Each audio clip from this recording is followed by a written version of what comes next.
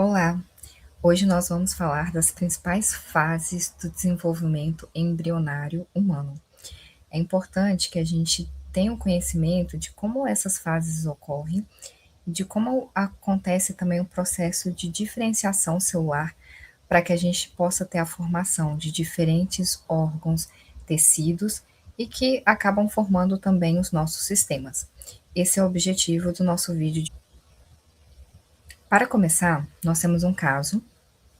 Esse caso é de uma mãe que acabou de ganhar um neném, né, então nós temos um recém-nascido, e esse recém-nascido ele apresenta malformações. Essas malformações, elas são compatíveis com malformações cardíacas de caráter congênito, ou seja, ocorreu durante esse processo de desenvolvimento, e esses problemas de malformação cardíacos possivelmente aconteceu porque a mãe, ela relata que durante os primeiros meses de gestação, ela fez o consumo de álcool. Então aqui a gente faz os seguintes levantamentos. Primeiro, em qual fase do desenvolvimento embrionário aconteceu essa exposição, né? Então aqui ela relata que foi nesses 3 primeiros meses iniciais, e quais são as alterações que acontecem a partir dessa exposição nesses 3 primeiros meses. Então a gente vai ver quais são os principais eventos que ocorrem nessa primeira semana de gestação. Primeiramente, na primeira semana, a gente vai ter o processo de fecundação e implantação acontecendo. Após a segunda semana, nós temos a formação de um disco bilaminar, em que a gente vai ter a existência de 2 camadas celulares, que é o nosso epiblasto e hipoblasto, e posteriormente, na terceira semana, os eventos principais que ocorrem aqui é a gastrulação, em que esse disco bilaminar ele vai ser convertido em um disco trilaminar, e a formação do tubo neural, que vai ser importante para a formação do sistema nervoso central. Então, vamos começar na primeira semana, para que a gente possa entender corretamente quais são os principais eventos que acontecem nessa primeira semana. Primeiro, o espermatozoide, ele precisa penetrar aquela corona radiada. Lembra que o espermatozoide, ele é o gameta masculino. Então, quando a gente pensa nesse processo de fecundação, que o conceito é a junção de um gameta masculino com metade dos cromossomos com a junção de um gameta feminino, que é o ovócito ou oócito, com os outros 23, cromossomos. Então aqui, quando a gente tiver essa união do gameta masculino com o gameta feminino, nós vamos ter a formação de uma célula que a gente chama de zigoto. Essa célula é o resultado da união desses 2 gametas, que contém 46 cromossomos. Nesses cromossomos estão todas as nossas bases genéticas para que a gente tenha a formação de todas as nossas células, de todos os nossos órgãos, tecidos e sistema. Então, esse espermatozoide, ele precisa enfrentar alguns obstáculos para que ele consiga entrar dentro desse ovócito, que é o gameta feminino. Nessa primeira etapa, ele vai ter que penetrar a corona radiada, que é uma camada de células foliculares que revestem esse ovócito. Além disso, ele precisa atravessar a zona pelúcida, que é uma camada de glicoproteína que também está fazendo esse revestimento desse ovócito. Nós vamos ter a fusão dessas membranas celulares, tanto do ovócito quanto do espermatozoide.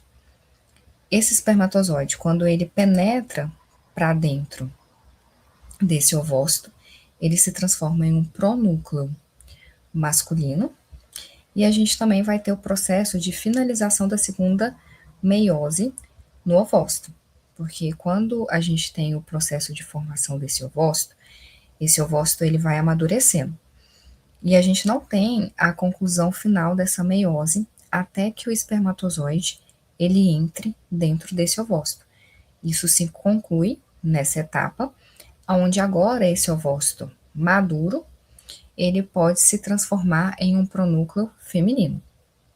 Então, nessa imagem que a gente está vendo, nós temos justamente esses eventos sendo representados para vocês.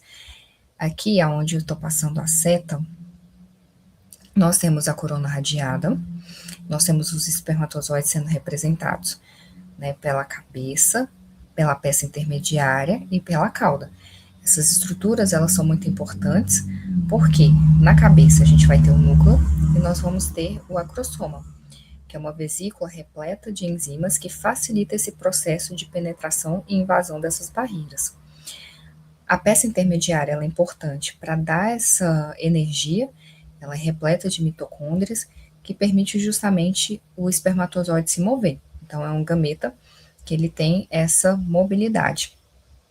Então, aqui, ele passa essa corona radiada e atravessa também a zona pelúcida, que está sendo representada por essa estrutura em verde.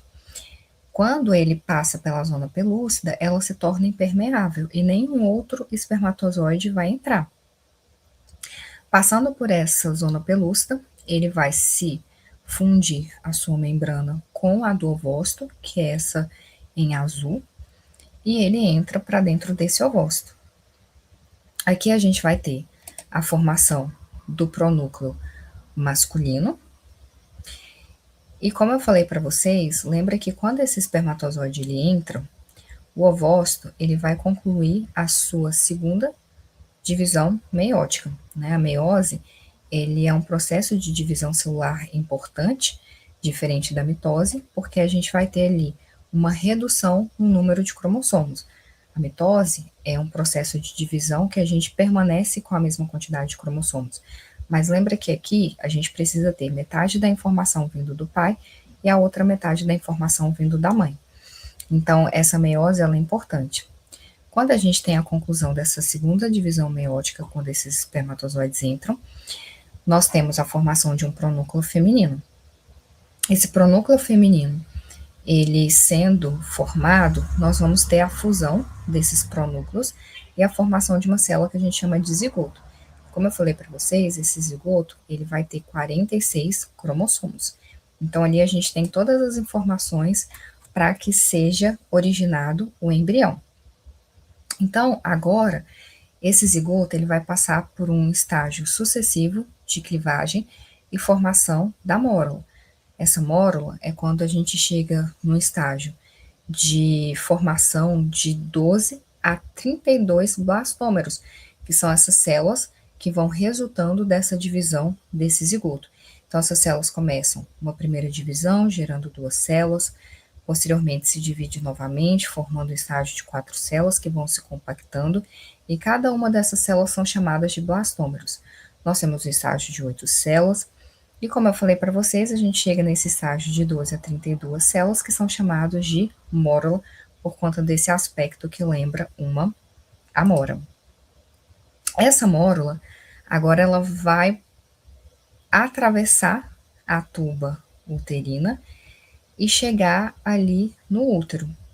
Quando ela chega no útero, a gente vai ter entrada do líquido uterino, e isso permite a gente ter a formação dessa estrutura que a gente chama de blastocisto. Então, aqueles blastômeros que existiam, eles vão ser divididos em 2 camadas celulares, uma interna, que a gente chama de embrioblasto, que vai formar esse embrião, e outra externa, que a gente chama de trofoblasto, que vai ser importante para a formação do sincício, e citotrofoblasto, que são importantes para algumas modificações que acontecem nesse início, mas também para a formação da placenta. Bom, a mórula dentro, ou melhor, né, que agora não é mórula, mas que agora se transformou nesse blastocisto, ele começa o processo de aderência ao epitélio do endométrio. Lembra que o útero ele é um órgão muito importante para fornecer proteção, nutrição para esse embrião. E é ali que ele vai se desenvolver. E o útero ele é formado por 3 camadas. Nós temos uma interna, que a gente chama de endométrio, nós temos uma intermediária, né, que tem uma camada muscular ali que a gente chama de miométrio, e a externa que a gente chama de perimétrio. Então, nessa camada interna, que é o endométrio, a gente começa o processo de implantação. Então, aqui a gente consegue ver nessa imagem essa implantação acontecendo. O blastocisto, ele começa esse processo de adesão, e quando isso acontece, aquele trofoblasto, ele se transforma em um cincício trofoblasto. Então, veja que esse cincício, ele tem o desenvolvimento desses prolongamentos, que é repleto de enzimas que facilitam esse processo de invasão e permitem o processo de implantação desse blastocisto no útero. Então, aqui, se a gente for comparar as imagens posteriores, ó, aqui com 8 dias, né? Então, esse blastocisto ele já foi praticamente quase todo implantado. E essa estrutura em vermelho, com essas estruturas azuladas, esses pontos azulados, é o nosso cincício trofoblasto. Então, ele vai permitindo esse processo de invasão e implantação desse blastocisto. Com 9 dias, né? Então, a gente já tem ali mais um pouco dessa implantação entrando nesse processo de finalização. E com 10 dias, a gente tem o final, a finalização dessa implantação acontecendo. Então, esse cincício trofoblasto, ele também vai ser importante para a liberação de um hormônio, que a gente chama de HCG. Esse HCG, ele chega lá no corpo lúteo e diz para esse corpo lúteo continuar produzindo progesterona. Essa progesterona, ela é muito importante para que a gente tenha a manutenção dessa gestação, né, desse embrião que está sendo formado e desenvolvido ali. Se a progesterona cai, aí, nos casos ali do ciclo menstrual, a gente tem a menstruação acontecendo, ou problemas mais graves e significativos aqui também. Então, essa progesterona, ela precisa ser produzida durante essa gestação, para que a gente tenha essa manutenção. Outras estruturas também vão ser formadas nesse início. Então, aqui a gente vai ter a formação de estruturas que vão contribuir com alguns elementos que serão importantes, por exemplo, a placenta, mais para frente no desenvolvimento desse embrião. Então, essas estruturas a gente consegue ver que nós temos esse cincício trofoblasto, nós temos o citotrofoblasto, que é essa camada mais interna, né, que também vai ser importante para a formação dessa placenta, e a gente vai ter a formação aqui de um disco bilaminar, que é uma outra estrutura importante que vai acontecer nesse início desse desenvolvimento embrionário humano. Então, lembra que nessa primeira semana a gente vai ter a fecundação acontecendo e o processo de implantação. Como eu citei anteriormente, por volta do 10º dia após a fecundação, nós temos o término dessa implantação.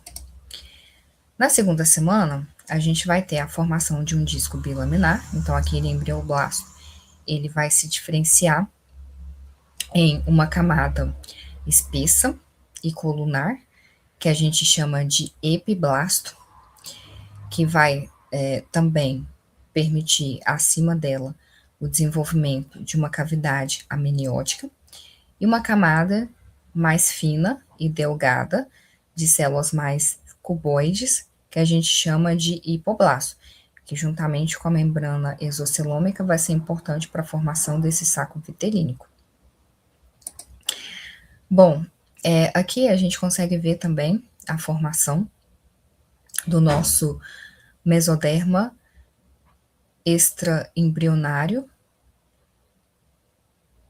Esse mesoderma, ele vai ser dividido em uma parte superior, que reveste essa cavidade amniótica, que a gente chama de mesoderma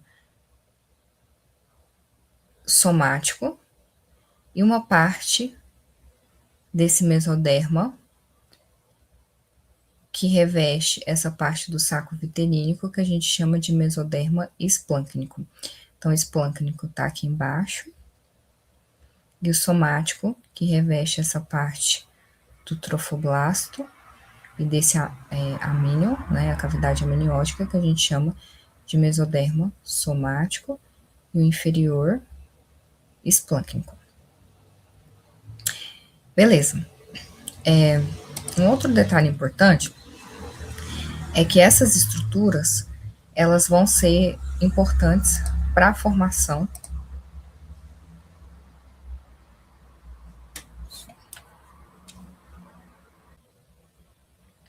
para a formação do córion. Então, o córion ele vai ser formado pela união do nosso mesoderma somático, que é esse superior, juntamente com um sincício e o citotrofoblasto.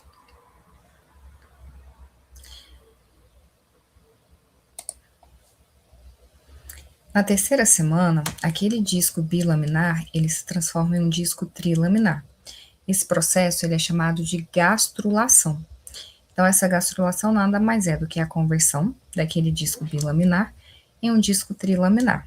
Esses 3 folhetos embrionários que formam todos os nossos órgãos e sistemas, eles são chamados de ectoderma, que está sendo representado em azul, mesoderma, e o mesoderma ele é dividido em 3 regiões. Uma que fica próxima à notocorda, deixa eu ver se eu tenho uma imagem aqui.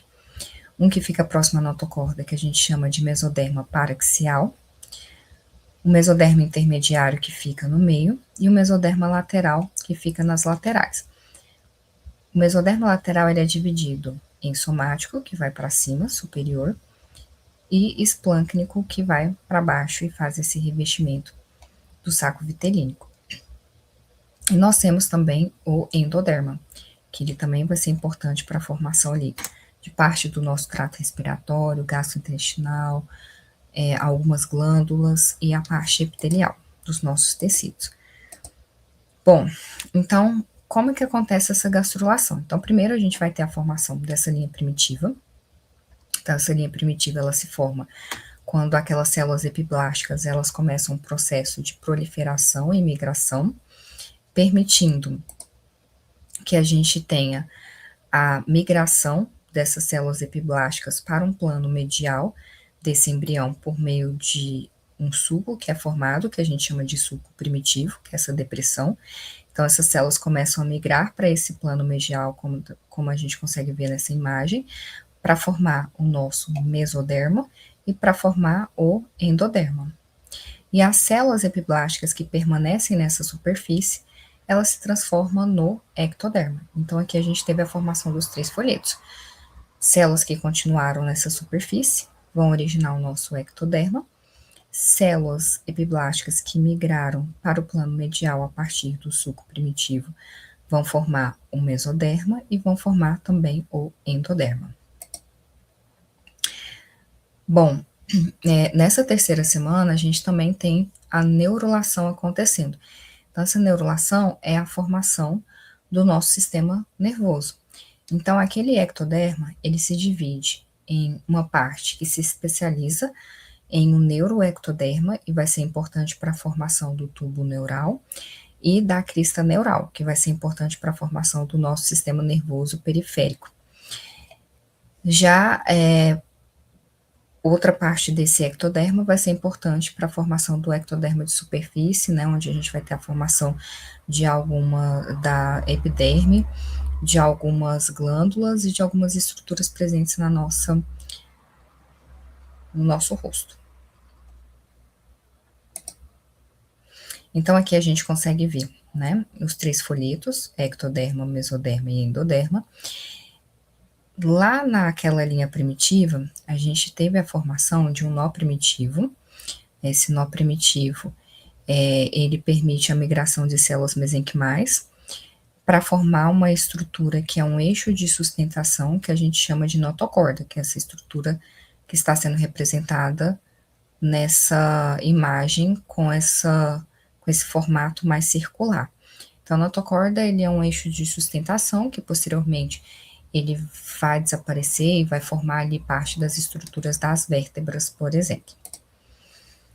Bom, agora que a gente teve a formação dessas estruturas, como que esses 3 folhetos, eles formam tecidos e órgãos tão diferentes, cada um com uma função específica, com uma funcionalidade diferente.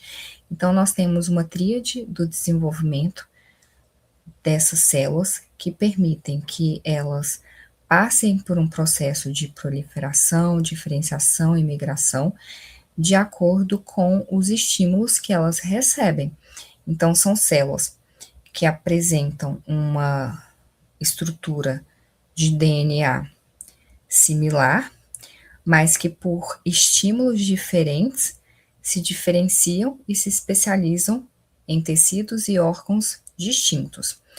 Lembrando que toda essa mudança, ela é possível por conta tanto de sinais intrínsecos, ou seja, um controle genético, quanto também do ambiente que elas se encontram, né. Então são fatores que a gente define como sendo fatores extrínsecos.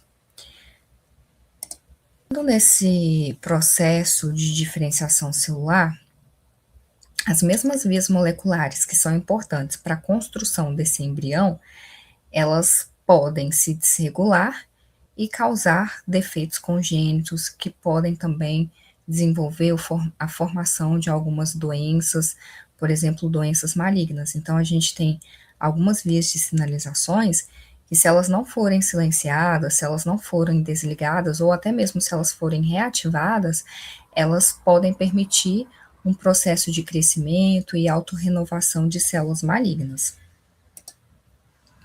Então, esse processo de diferenciação, ele depende de uma via de comunicação, né, que a gente fala de vias de sinalizações, que podem acontecer de maneiras diferentes. Então, nós temos comunicações que acontecem por um contato direto entre essas células, que tem ali essas junções comunicantes que permitem com que haja essa interação de uma célula com a outra.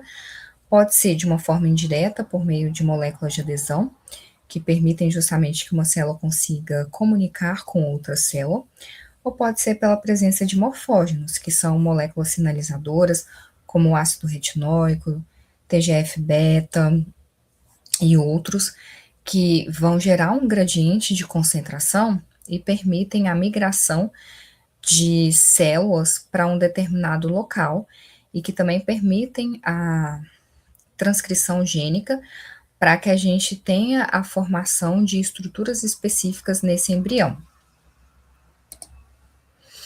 Então, o ácido retinóico é um exemplo que a gente tem de morfógeno, né? Ele vai ser importante ali para regular essa transcrição gênica, porque o ácido retinóico, ele vai ativar fatores de transcrições importantes que estão associados ao processo de desenvolvimento dessas regiões posteriores do embrião. Então, formação dos membros inferiores, essa região do tronco mais inferior.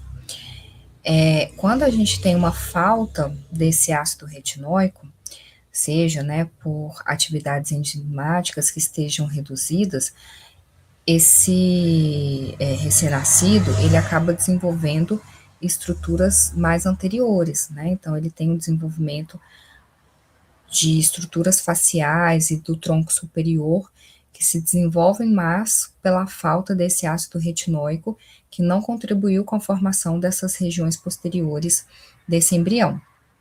Mas em compensação, é preciso que haja um equilíbrio, porque se a gente tiver um excesso de ácido retinóico, isso pode fazer com que a gente tenha o desenvolvimento mais intenso, né, e excessivo dessas regiões posteriores. Então, o tronco, né, ele vai ficar mais alongado, essa parte posterior, ela tende a se desenvolver mais pelo excesso do ácido retinóico. Por isso que o uso de determinadas medicações, como a isotretinoína, no primeiro trimestre de gestação, é um risco, porque o ácido retinóico, ele é um regulador dessa transcrição gênica, ele permite o desenvolvimento, né, gera um gradiente dessas estruturas posteriores.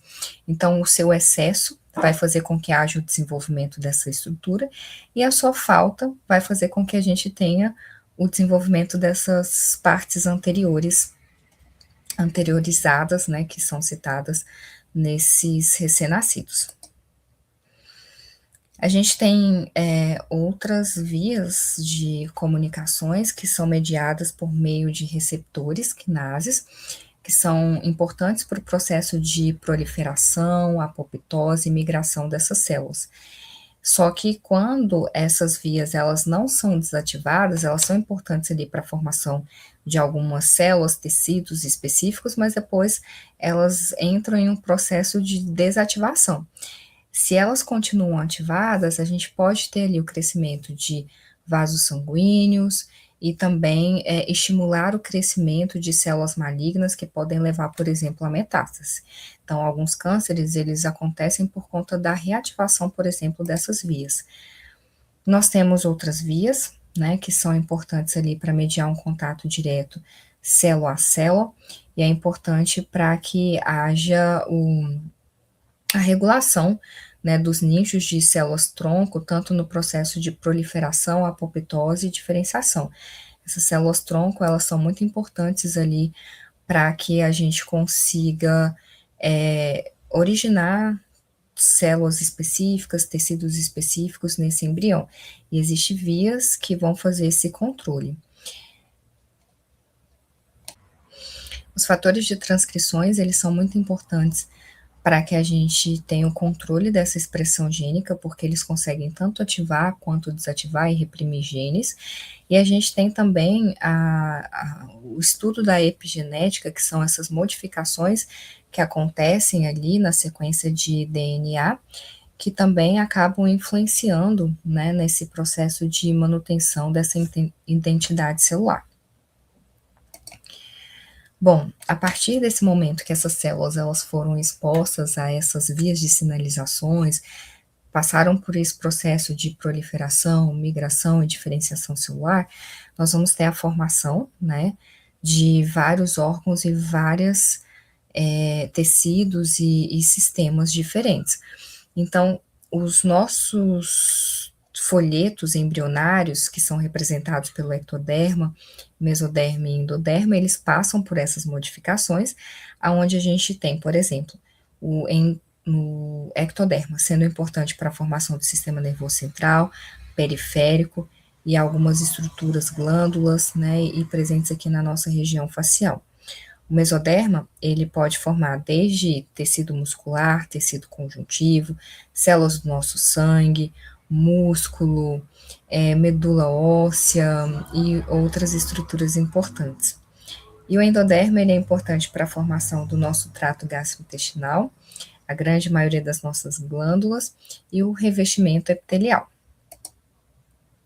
A exposição desses teratógenos, né, que são essas substâncias que promovem essas anomalias congênitas durante esse desenvolvimento embrionário, nesses primeiros trimestres de gestação, eles são mais significativos se a gente comparar com a fase mais final, né, em que não tem um risco tão grande assim. A gente pode ter um prejuízo, mas não da mesma intensidade, não é na mesma intensidade de quando acontece nos 3 primeiros meses de gestação. Então, por exemplo, alguns exemplos de teratógenos que a gente tem na clínica. O álcool, né, que ele vai causar ali aquela síndrome alcoólica fetal, a exposição dessa gestante nesses primeiros meses a esse álcool, ao consumo desse álcool, vai gerar alterações faciais, retardo no crescimento, microcefalia, déficits cognitivos, e é importante que esse álcool ele não seja consumido não existe uma concentração segura, né? Qualquer concentração já é um risco durante essa gravidez. Talidomida, que foi um medicamento muito utilizado na década de 60, que tinha um efeito sedativo, mas que causou uma epidemia de bebês talidomidas, né, que tinham essas malformações nos membros, esse encurtamento nos membros. E essa talidomida é um medicamento que ela vai interferir nesse processo de angiogênese e na diferenciação das células mesenquimais, que comprometeram justamente o desenvolvimento dessas estruturas. O Zika vírus, né, que é um vírus que nesses primeiros meses de gestação ele pode causar microcefalias. Em 2015, no Brasil, a gente teve uma epidemia de microcefalias, e eles foram investigar o que estava acontecendo, né, para que houvesse um aumento de casos de microcefalia numa região específica, e eles viram que essas mães, né, essas gestantes, elas tiveram essa infecção com o Zika vírus nesses primeiros meses, né, e que levou ali à formação dessa microcefalia nessas crianças. E outros comprometimentos neurológicos que são graves se acontece nesse início. Então, dependendo da fase desse desenvolvimento embrionário, se for entre a primeira e a oitava semana, como são estruturas que estão sendo formadas ainda, né, então a gente tem um dano mais crítico, mais significativo, uma maior propensão para a formação, de alterações congênitas.